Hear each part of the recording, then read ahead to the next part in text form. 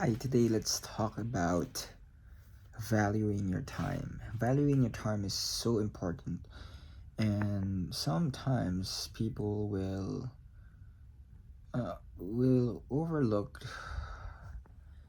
and take your time for granted, and they will disrespect you in a way that you are not you are not that important, or maybe sometimes they do that subconsciously, sometimes consciously, but a lot of times subconsciously they would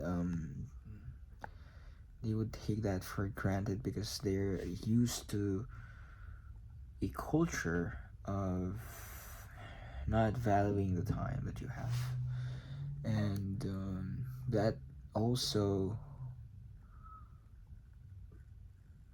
goes by your reputation on whether you are young. And you know what I've noticed, what I've noticed when it comes to people scheduling with me when we are having a one-to-one meeting, they tend to show up just for last resort. I'm not saying this because I had the recent terrible experience, but what I'm trying to say is you have to also see value in yourself before you add value to yourself. You have to see that you are valuable, your time is valuable. And if you just say yes a lot of times, or a couple of times, or almost every time, people will think that you're always available, and they will take that for granted. They would take that for granted. They will overlook that time, and they will slowly, subconsciously disrespect the value that you have. That is why the book 48 Laws of Power by Robert Greene is really important. I believe it's one of the laws. I just forgot the title of it, but it's about never never be available all the time. And now I'm starting to understand the value of it. And so, if you want to be more valuable, absence are really important, and they tend to value more. They tend to think that you are important. And I know it sucks the way it works. It's just ironic, but sometimes you have to do something important. And that's why the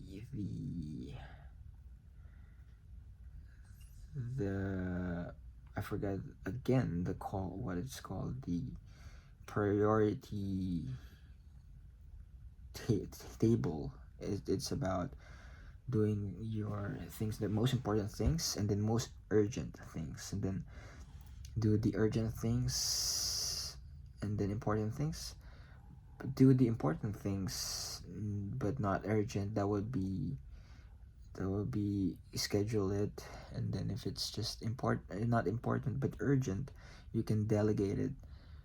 And if it's not important and it's not urgent, just disregard it. And sometimes I feel that I'm on that category, that not important and not urgent, when it comes to my time, when people are scheduling me. So now I'm gonna try to value my time more. That's what I'm gonna do. And I'm not gonna schedule. Um, I'm not gonna agree on the things that I really don't want to show up for. And I'm gonna say no to a lot of things from now on. So I challenge you to do the same and prioritize yourself. But of course, don't say no unless you have something important to do. If not, if you're just trying to scroll through social media and just binge watch or something, might as well show up for that meeting for you to learn something new.